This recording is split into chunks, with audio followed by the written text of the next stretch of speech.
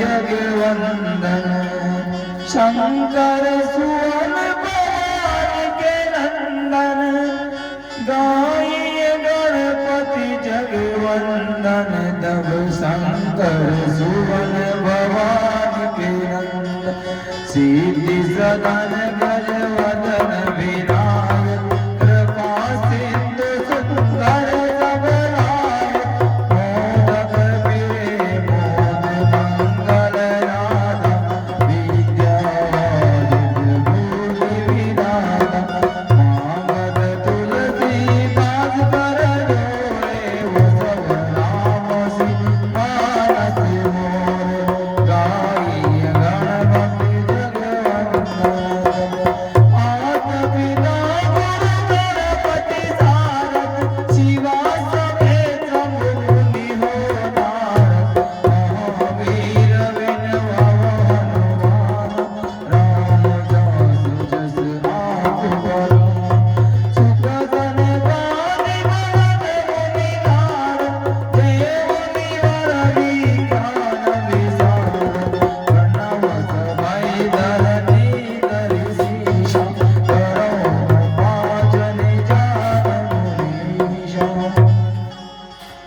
बोलो गजानन जी महाराज की जय हो।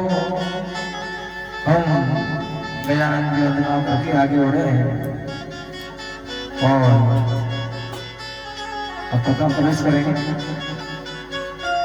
बोलो शंकर भगवान की जय हो, सीताराम जी की जय, हनुमान जी महाराज की जय, व्यास जी महाराज की जय, श्री शिव महापुराण की जय, सनातन धर्म की जय, इष्ट देवता की जय, स्थान देवता की जय, कुल देवता की जय, नगर बस्ती के देवता की, सब संतों की जय, सब भक्तों की जय हो, भोलेनाथ की जय हो, हर हर महादेव।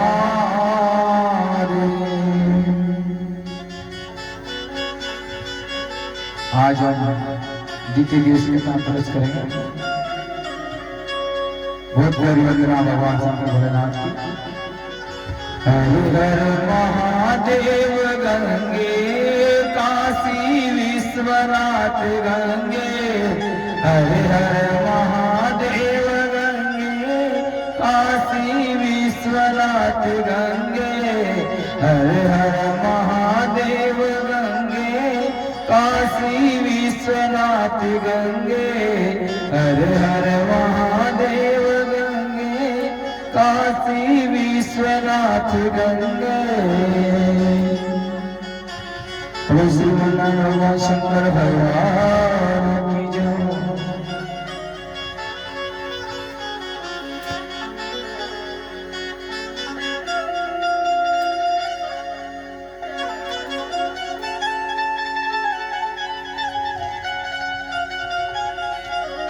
तो बहुत ही प्यारी कथा श्रवण करेंगे। सूत जी ऋषि महाराज सूत जी महाराज से पूछने लगे, हे व्यास जी, परम प्रिय शिष्य सूत जी, आप हमको शिव नाम भस्म और रुद्राक्ष के बारे में उसका विवरण दें, ज्ञान दें। तो सूत जी महाराज कहने लगे, आपने बड़ा ही लोकहितकारी प्रश्न किया है, क्योंकि भगवान शंकर को भस्म और त्रिपुंड और रुद्राक्ष बड़ा प्यारा है, और जिस भक्त के गले में रुद्राक्ष और त्रिपुंड और भस्म लगी हो, उस भगत का कोई कुछ नहीं बिगाड़ सकता। शिव नाम मुखे से सदा शिव शिवेति च पापानि न स्मृतिव कलिरांगयता। जिनके मुख में भगवान शिव का नाम है, जो अपने मुख से सदा शिव शिव इस नाम का उच्चारण करता रहता है, पाप उनको स्पर्श भी नहीं करता। महाराज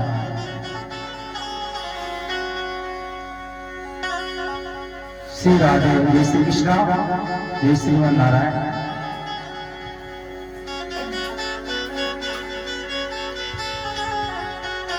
जैसे खादिर रस के अंगार को छूने का साहस कोई प्राणी नहीं कर सकता, ऐसे भगवान के भगत को कोई छू नहीं सकता। तो नमस्कार करते हुए समुख से निकालता हुआ मुंह तीर्थ के समान हो जाता है। जो भगत भगवान शिव का जिस मुख से नाम लेता है वो मुख तीर्थ के बराबर हो जाता है। भगवान मस्तक पर बस अंग में रुद्राक्ष नहीं, मुंह में शिव का नाम नहीं, वो अधर्मी प्राणी त्याग के समान भगवान। शिव जी का नाम गंगा युवती यमुना और द्राक्ष सरस्वती है। शिव जी का इतना कहना है महाराज कि जिस भगत के शरीर के किस हर अंग में अगर रुद्राक्ष और भस्मी और त्रिपुंड हो महाराज, वो भगत भगवान भोलेनाथ का बड़ा प्यारा है। मन मना भव भक्तो मदाजी मां नमस्करो, माम वैसे महात्मना मत पुराण। अपने मन को चिंतन में लगाओ, भक्ति में लगाओ, सत्संग में लगाओ, कथा में जाओ, लेकिन इस मन को सदा भगवान की भक्ति से, भगवान के चिंतन से जोड़ के रखो महाराज। भगवान भोलेनाथ नश्वर है, हमें इस धरती पे भेजा है, तो ऐसा कुछ करके जाएं कि जीवात्मा वहां जाकर कुछ जवाब दे सके महाराज।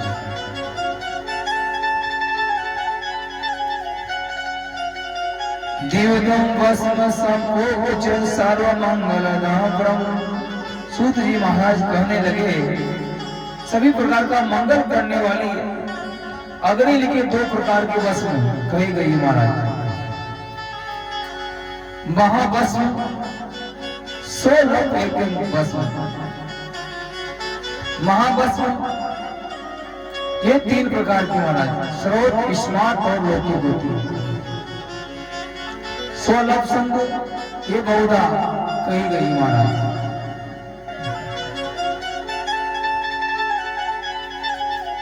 श्री राधा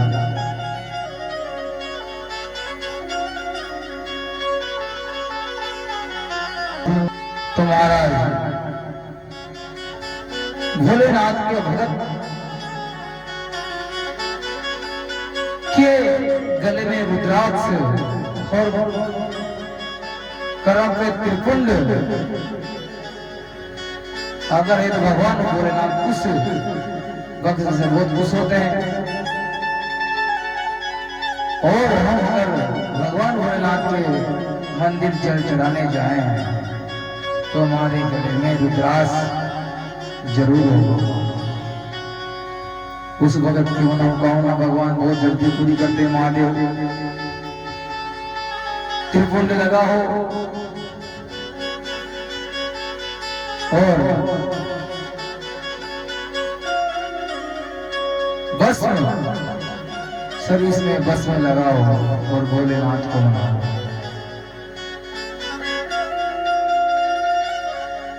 ओ श्रीमन नारायण भगवान की जय, शंकर भगवान की जय।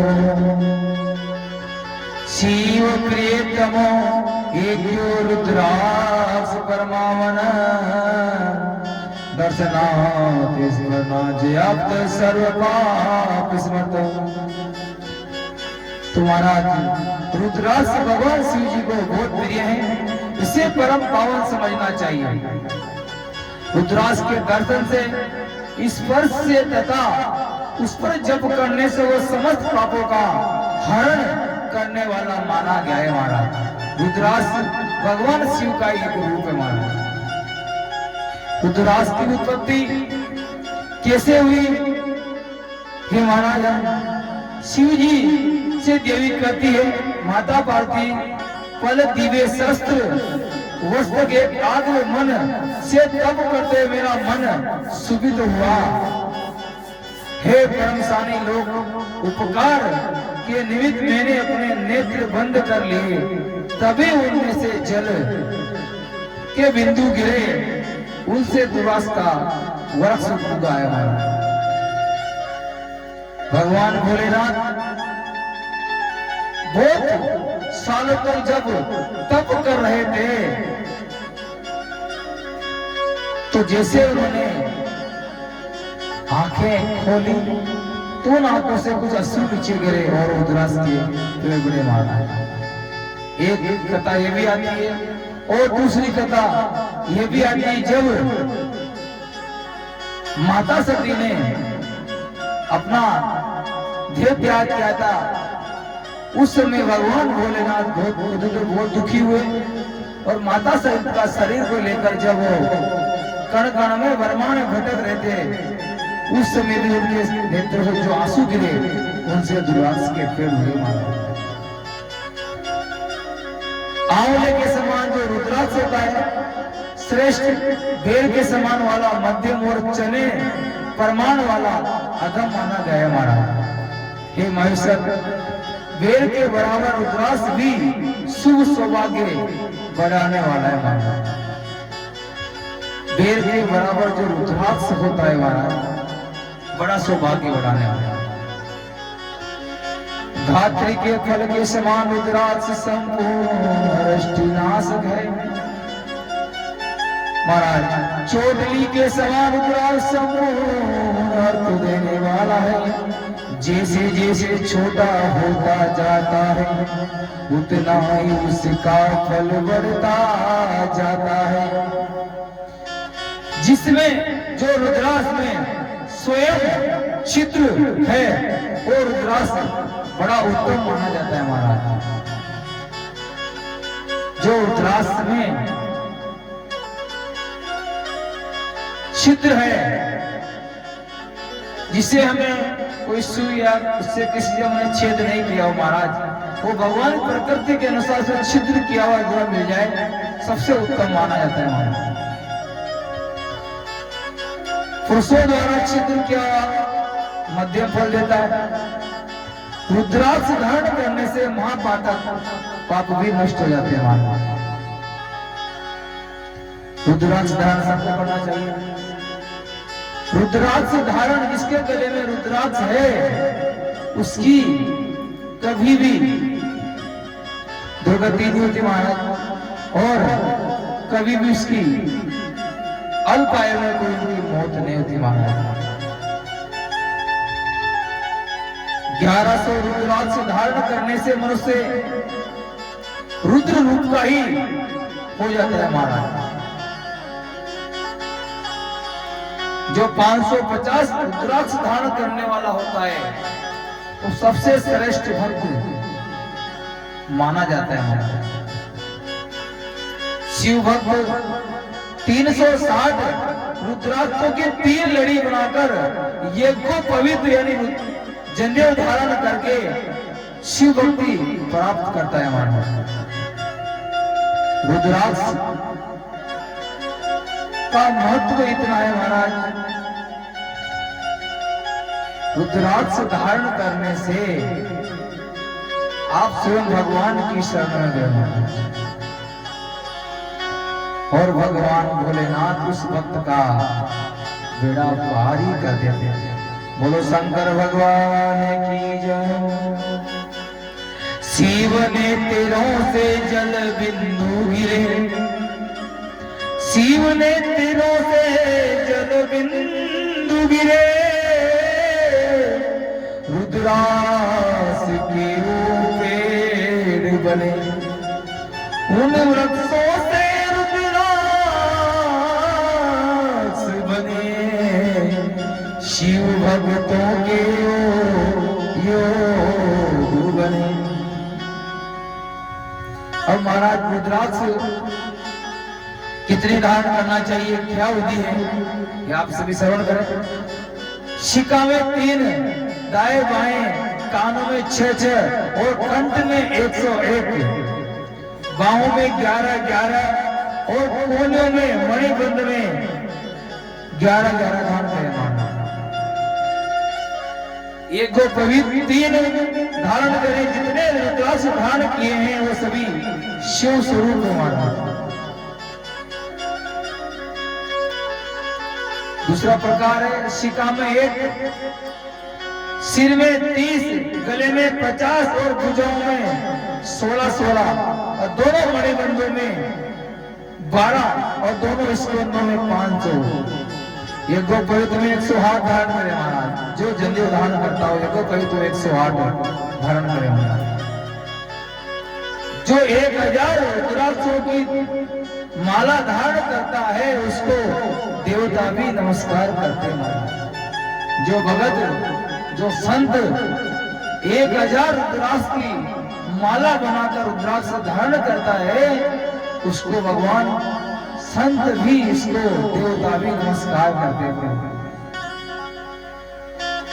शिका में 1, मस्तक में 40, कंठ में 32, हृदय में 108, कानों में 1 और भुजाओं में 6 या 16 कलायों में 12 अपने प्रीति पूर्वक इच्छानुसार धारण कर रहा है।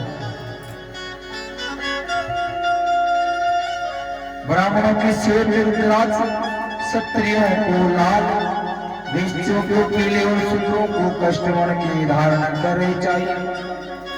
अत्यंत छोटे टूटे हुए रुद्राक्ष धारण ना करें महाराज। कोशिश करें रुद्राक्ष को फूटा ना हो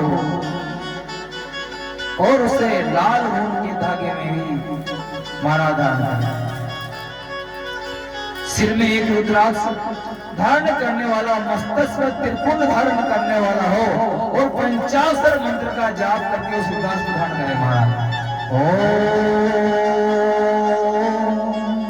नमः शिवाय। महाराज रुद्राक्ष धारण करने का जो महत्व है, रुद्राक्ष धारण करने वाला भगत कभी भी यमलोक नहीं जाता महाराज। वो भगवान के परम धाम शिव लोक ही जाता है। ये मैंने ये शिव पुराण कथी माना।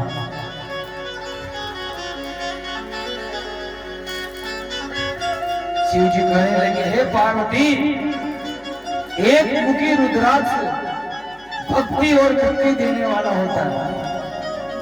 शिव का ही रूप है, उसके दर्शन मात्र से ब्रह्म हत्या भी दूर हो जाती है महाराज। एक मुखी रुद्राक्ष का ये महात्म्य है। आगे आता है 2 मुखी रुद्राक्ष।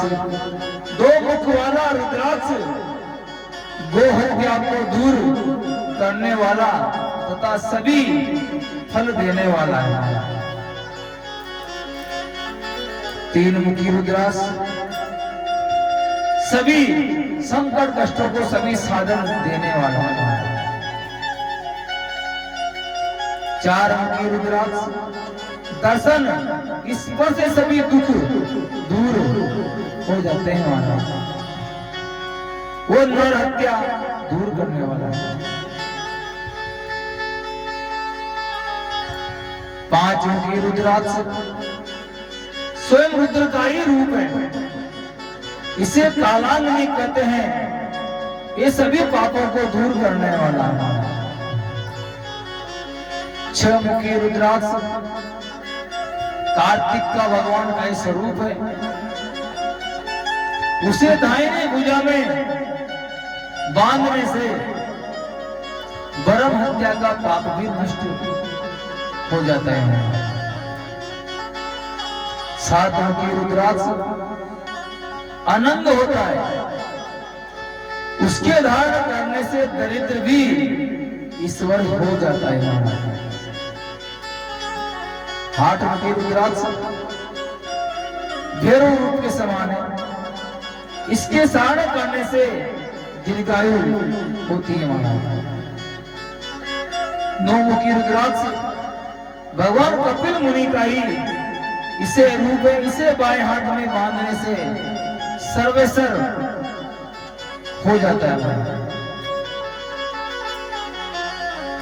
10 मुखी रुद्राक्ष स्वयं जनार्दन है।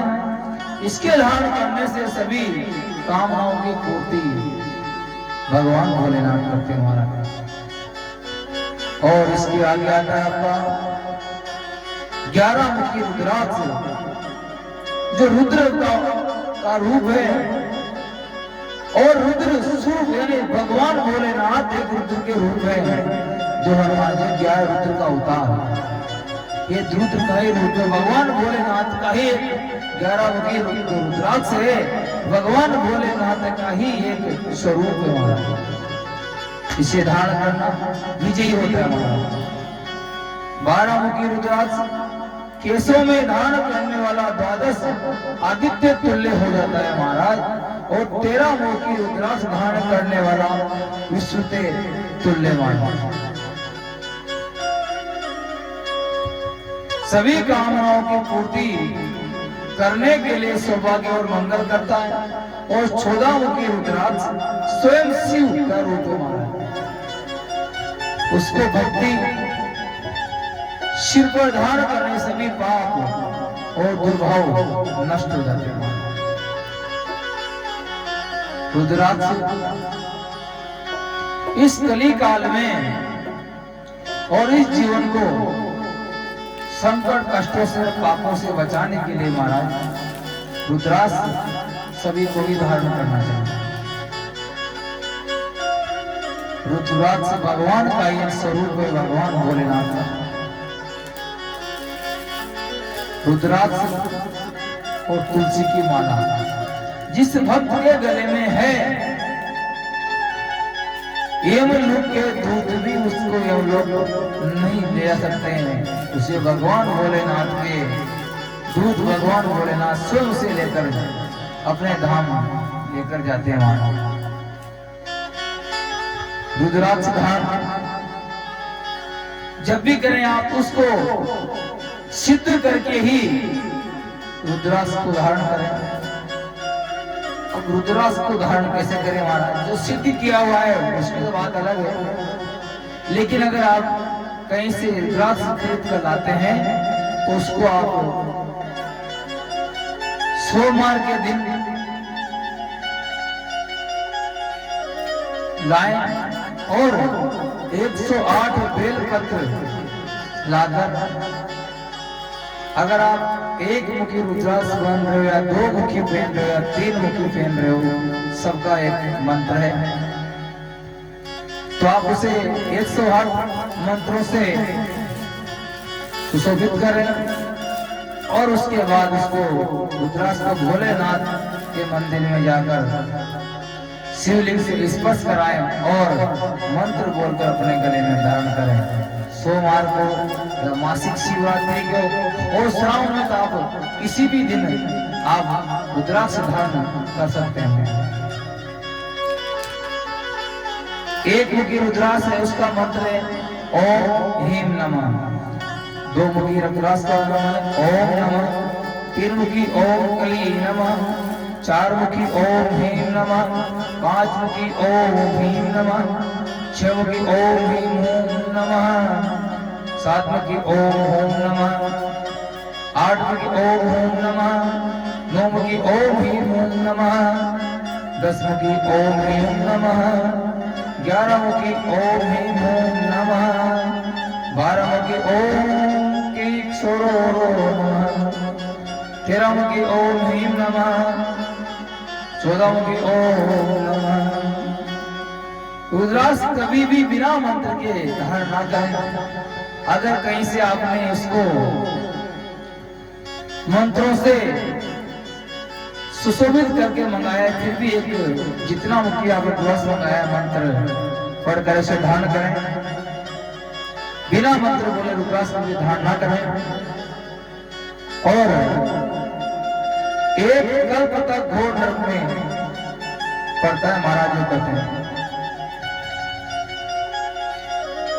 जिसके गले में रुद्राक्ष है उसके भूत पिशाच डाकनी कभी भी पास नहीं आते हैं।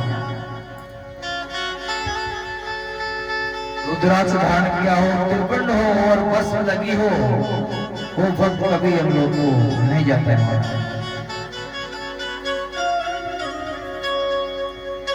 बहुत ही प्यारी कुछ लाइन है। माथे पे त्रिपुंड विदु विराजे प्रेम, जटन के बीच गंगाधार को जमेरा है।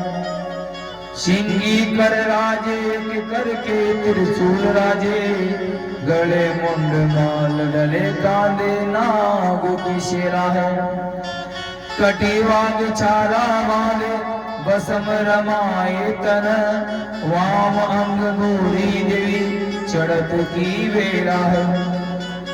धेलाए न पल्ले खर्चीला है अजूबी, भाते सागरी दिला देव संबल मिला है।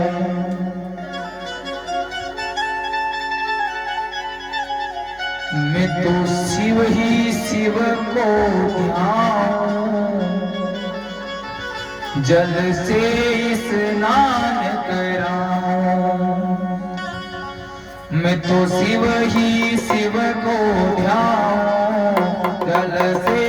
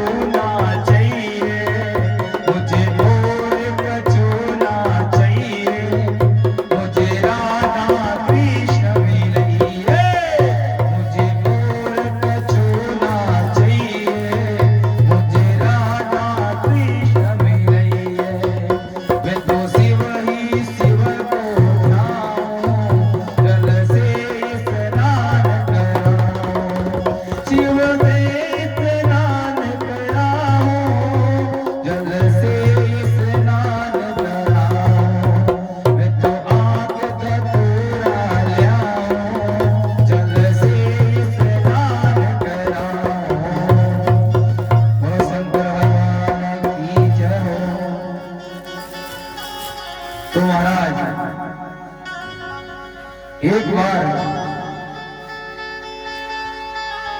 नारद जी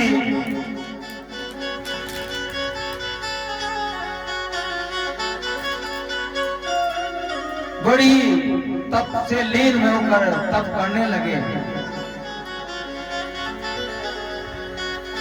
एक समय नारद जी ने तप करने की इच्छा से हिमालय पर्वत पर जहां पवित्र गंगा नदी उफान भरती हुई बह रही थी, वहां एक गुफा में जाकर आसन लगाकर और प्राणायाम के बाद समाधि लगा दी भगवान नारद जी ने।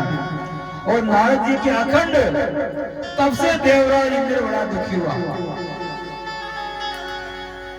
इंद्र को अपने इंद्रासन की अपने सिंहासन की चिंता सताने लगी। इंद्र को लगा कि नारद जी अगर इतना तप लेकर वरदान मांगने पर मेरे सिर को नहीं हत्याले मारा। तो इंद्र ने नारद जी के तप में विघ्न डालने के लिए कामदेव को बुलाया महाराज। इंद्र कहने लगे, तुमने अनेक मुनियों का अनेक देवताओं का तप को भंग किया है, खंडित की आप नारद जी के पास जाकर उनका प्रभाव देखना, प्रभाव दिखाकर उस उनके तप को खंडित करो महाराज। कामदेव ने देवराज के आदेश से, देवराज के आदेश अनुसार कामदेव नारद जी जहां तपस्या कर रहे थे वहां जाकर उनकी तपस्या में बम डालने लगे महाराज।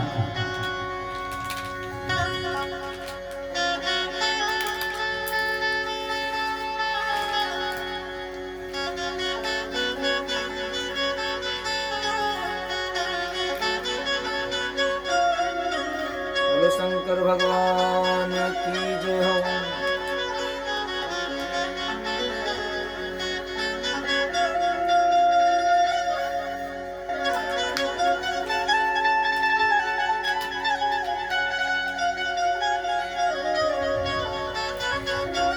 तो नारद जी जहां तप कर रहे थे वहां के राजा इंद्र ने कामदेव को भेजा कि आप नारद जी की वहां जाके इस तप को भंग करो। तो सीम की चापी सबई को तासु बड़ल के बार रमापति जासु काम कला कुछ मुनई ने व्यापी निज भय डरो मनोभव पापी। तो शंकर जी की कृपा से नारद जी का कामदेव कुछ भी अहित न कर सका। जिसके रक्षक भगवान भोलेनाथ है उसका कोई भी कुछ नहीं बिगाड़ सकता महाराज। यह शिव तत्व, यह शिव भक्ति। तो सूत जी महाराज कहने लगे, ऋषियों एक रहस्य बात आपको बता रहा हूं कि नारद जी ने जिस स्थान में तपस्या की थी वही स्थान पर कामारी शिव जी ने समाधि लगाकर तप किया था महाराज। कामदेव ने जब उनकी समाधि में विघ्न डालने का प्रयास किया तभी शिव जी ने अपने तीसरे नेत्र को खोलकर कामदेव को भस्म कर दिया था महाराज। पीछे देवताओं ने और उनकी रति ने स्तुति करके तब शिव जी ने रति को वरदान दिया था महाराज। अब तेरे तो नाथ कर होई नाथ अलंग बिनु विभु व्यापक सवै पुरी सुनो निज मिलन प्रसंग।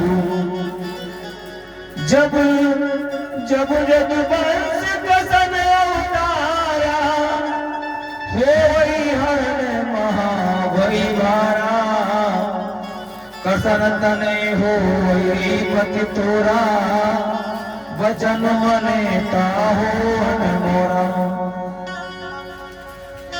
भगवान भोलेनाथ कहने लगे कि हे रति, द्वापर युग में जब श्री कृष्ण अवतार लेंगे पृथ्वी पर भार उतारेंगे उन्हीं का पुत्र तेरा पति होगा महाराज। अगर आपको पता हो तो श्रीमद् भागवत में भगवान कृष्ण का पुत्र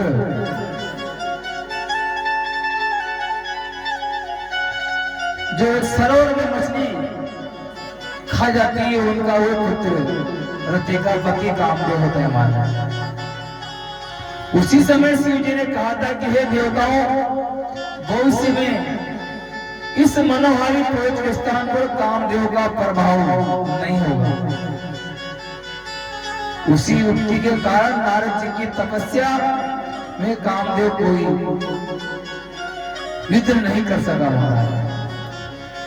तो कामदेव ने देवराज के पास जाकर सारा समाचार सुना दिया और वसंत के साथ अपने स्थान को चला गया महाराज। कामदेव इंद्र के पास गया कि इंद्रदेव, मैं नारद जी का तप को कुछ भी नहीं कर पाया, मुझे क्षमा करें। तो सूत जी कहने लगे, हे मुनियों, जब ब्रह्मा और विष्णु की सांगारी महामाया को नहीं जान पाए तो नारद जी भी कामदेव पर विजय के अभिमान से अति हर्षित होकर अपनी विजयश्री का समाचार देने शिव जी के पास कैलाश चले गए महाराज, क्योंकि नारद जी को भगवान भोलेनाथ ने अपनी माया में रच रखा था और नारद जी को अभिमान हो गया कि मैं कामदेव से जीत गया। और वही समाचार भगवान भोलेनाथ को सुनाकर नारद जी कैलाश पर चले गए महाराज। और कामदेव पर विजय का सारा समाचार शिव जी को सुना दिया। तो शिव जी ने देखा कि शिव जी ने देखा कि नारद जी के मन में कामदेव पर विजय का जीता काम अहिमत मन माही अभिमान आ गया महाराज। तो शिव जी ने कहा, है नारद, आप पर भगवान की कृपा है, आप उनके प्रिय भक्त हैं, धन्य आपने काम पर विजय पाई। लेकिन जो प्रसंग मुझे सुनाया है, ये प्रसंग आप नारायण को मत सुनाना। मगर वो कहते हैं कि जो न खाना वो करते आगे चले वो प्रसंग दुराय जब हो, तो प्रसंग चलने पर भी मत करना। लेकिन शिव माया से मोहित नारद शिव जी का सुझाव हित मानकर नहीं माना और कहने लगे कोई किसी की प्रशंसा नहीं सुनना चाहता महाराज। वहां से चलकर सारा समाचार गांव से ब्रह्मलोक जाकर ब्रह्मा जी को सुनाया। तो ब्रह्मा जी ने नारद से कहा, मुझको तूने सुनाया है पुत्र, जो तुमने कामदेव को विजय पाई है, तो इस प्रसंग को नारायण को कभी भी मत सुनाना मानो। अब नारद जी तो शिव माया से मोहित है, अभिमान में चूर थे, और जो उनसे मना करते वही काम हो नारद जी करते हो। तो शिव माया से मोहित नारद जी ने विष्णु लोक पहुंचकर सारा समाचार विष्णु भगवान को गर्व से श्रवण करा दिया महाराज। तो भगवान ने कहा, नारद जी आप आत्मज्ञानी हो, आप पर कामदेव की माया का प्रभाव कैसे हो सकता है। लेकिन नारद जी भगवान से पुनः अभिमान में भर कर कहने लगे, नारद कहो सहित अभिमाना, कृपा तुम्हारी सकल भगवान। भगवान को सारा समाचार नारद जी ने प्रसन्न होकर सुनाकर चले गए। और विष्णु भगवान सोचने लगे कि नारद जी के मन में अभिमान का पेड़ उग रहा है महाराज। कहते न भगवान का जब भगत अभिमान में चूर हो जाता है, तो भगवान उसका भगत का अभिमान चूर करने के लिए कुछ न कुछ माया तो रट ही लेते हैं। तो भगवान नारायण सोचे कि मुझे इसी वक्त नारद का अभिमान चूर करना होगा, इसका जो पेड़ उगाया है उसे उखाड़ कर फेंकना होगा, क्योंकि भक्त के मन में अभिमान का उदय होना और भक्ति में बाधा बनना है महाराज। इसी हेतु भगवान ने शिव जी की प्रेरणा से नारद जी जिस मार्ग से जा रहे थे, उसी मार्ग में 100 योजन वाले अति सुंदर बहुत प्यारा महल का सुंदर नगर की रचना करके शील निधि राजा की रचना कर दी महाराज। जिस मार्ग से नारद जी जा रहे थे, उसी मार्ग में श्रीमन नारायण भगवान ने बहुत सुंदर सोने का महल बनाया 100 योजन का, और वहां का राजा शील निधि राजा रचना कर दी महाराज। और वो अपनी पुत्री का स्वयंवर कर रहा था।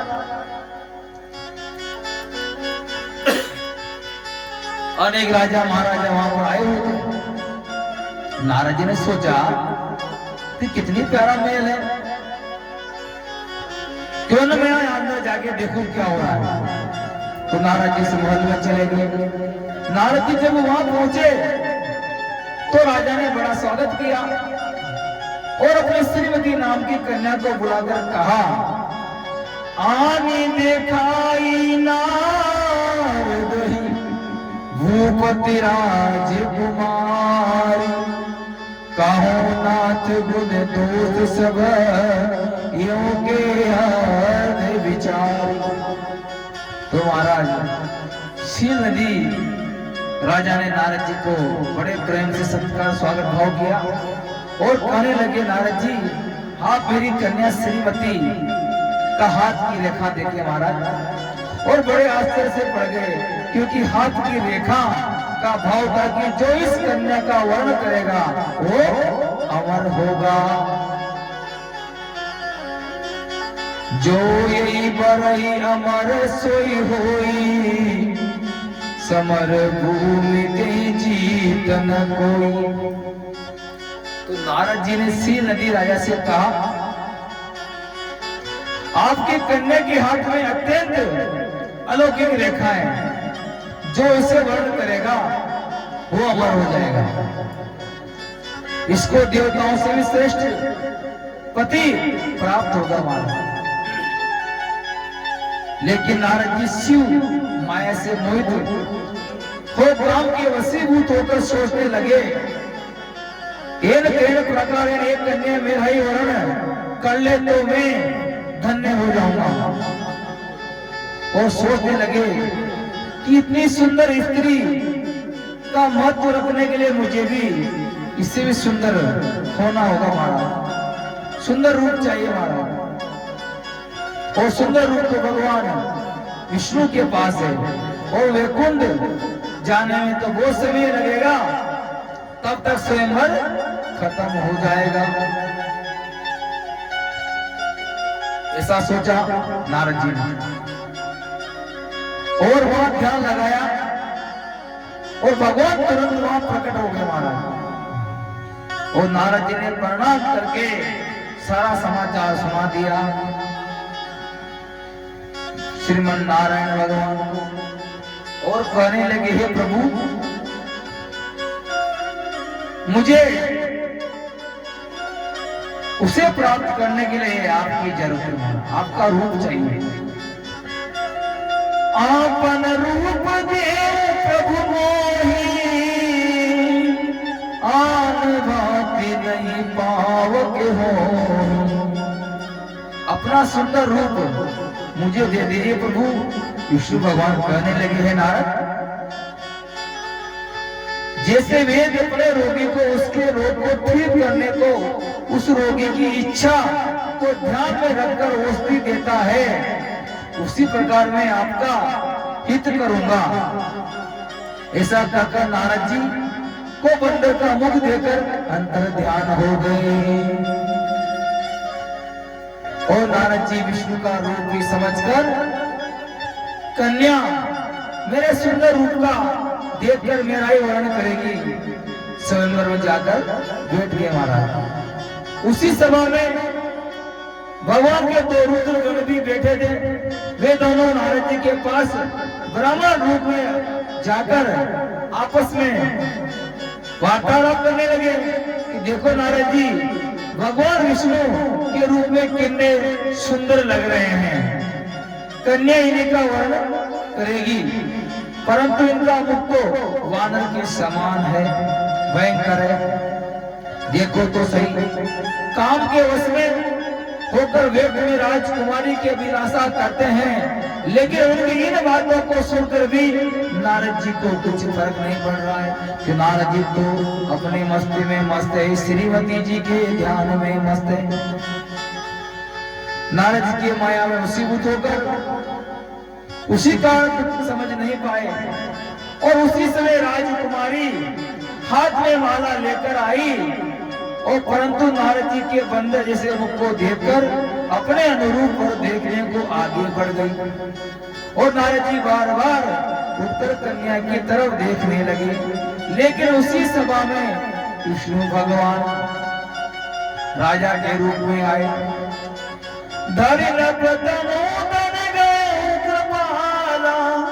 कुंवरी हर्ष में लेऊं जयमाला। राजकुमारी ने उनके गले में माला डाल दी। तब विष्णु उस राजकुमारी को लेकर अंदर ध्यान हो गए।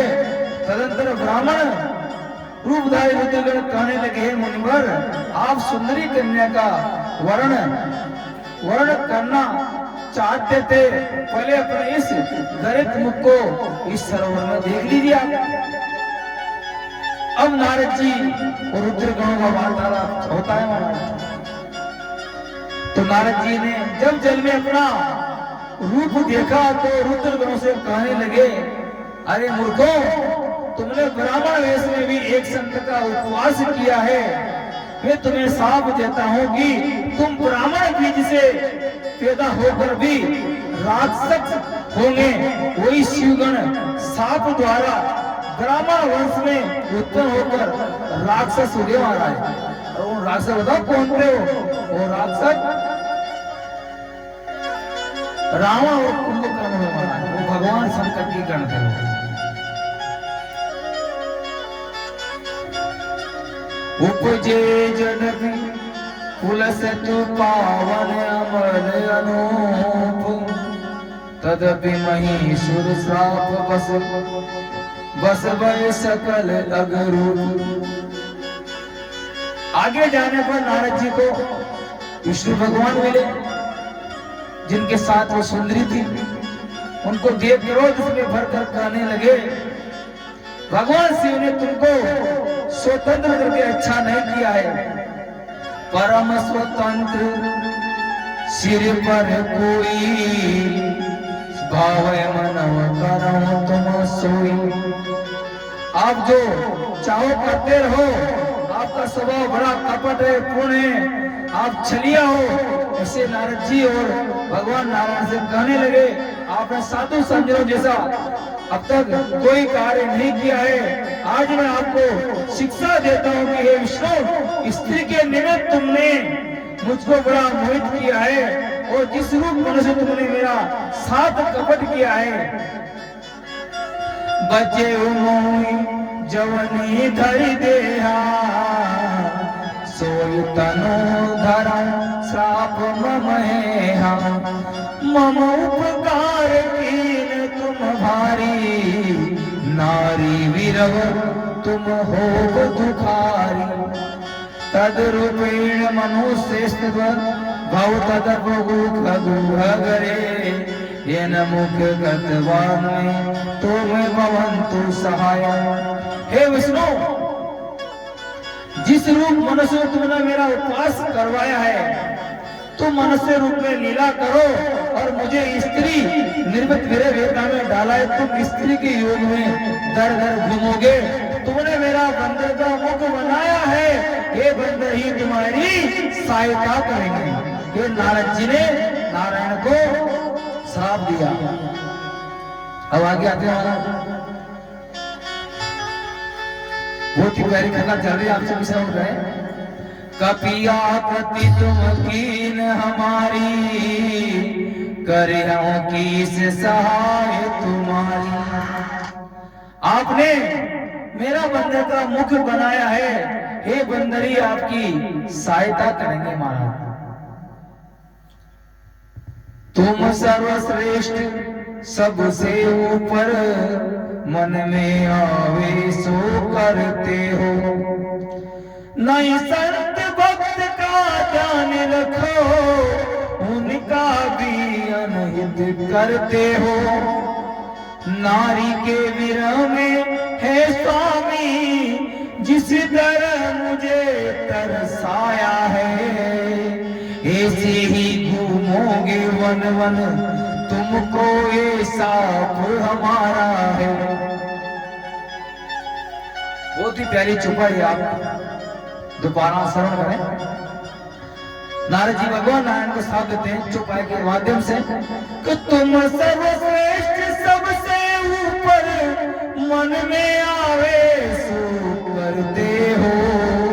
नई संत भक्त का ध्यान रखो, उनका भी अनहित करते हो।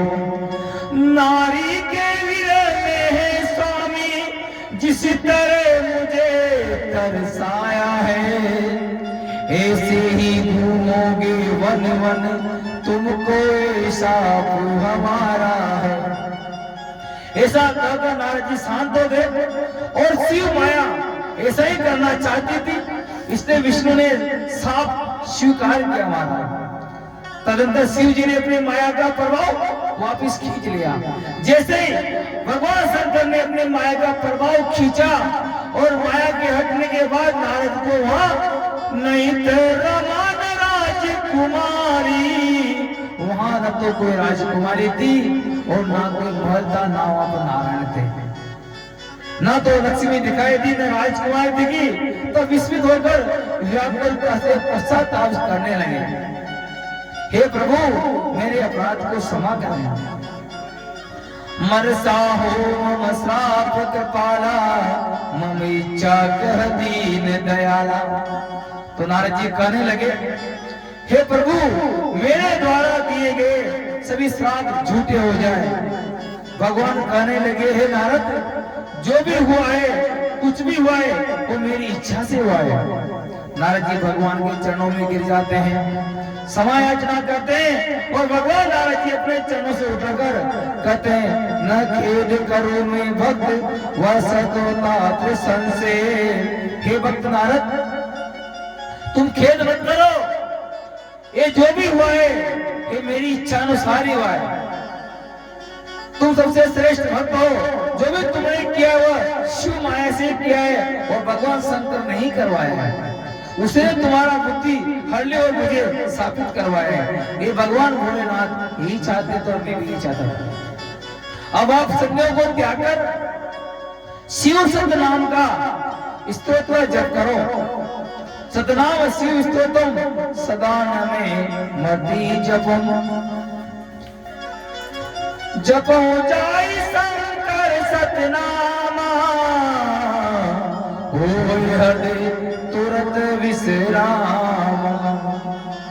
हे नारद जी आप शिव नाम रूपी दावाग्नि से आपके सभी माँ माता रूपी पर्वत अनायास ही भस्म हो जाएंगे और आपके मन को परम शांति की प्राप्ति होगी। सूत जी महाराज कहने लगे, ऋषियों नारद जी ने कामदेव पर विजय तो पाई थी, लेकिन मन में अभिमान छा गया।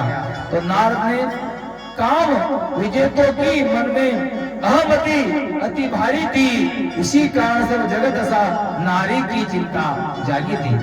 हे मुनियों, ये आपने भी बहुत प्यारा प्रसंग श्रवण किया नारद मुनि का कि नारद ने काम विजय तो की, मन में अहमत अति भारी थी, इसी कारण जब जब जगत हसा नारी की चिंता जागी थी। तो ये जो भी श्राप भगवान नारायण को मिला, ये भगवान भोलेनाथ की कृपा से मिला। उनकी माया से मोहित होकर नारद जी मोहित हो गए थे और उन्होंने अपने शिव गुरु को भी श्राप दिया था। आज की कथा को मैं विश्राम देंगे और कल हम जो शिव गण थे भगवान के उनको जो श्राप मिला, नारद जी से वृत्तांत करेंगे और नारद जी वर्मा जी का वृत्तांत होगा और बहुत ही प्यारी कथा अपने श्रवण की। कल वर्मा विष्णु भगवान का युद्ध होगा, प्राकट्य होगा, वहां श्रवण करेंगे। श्री राधे। और हम आज का श्रवण करेंगे।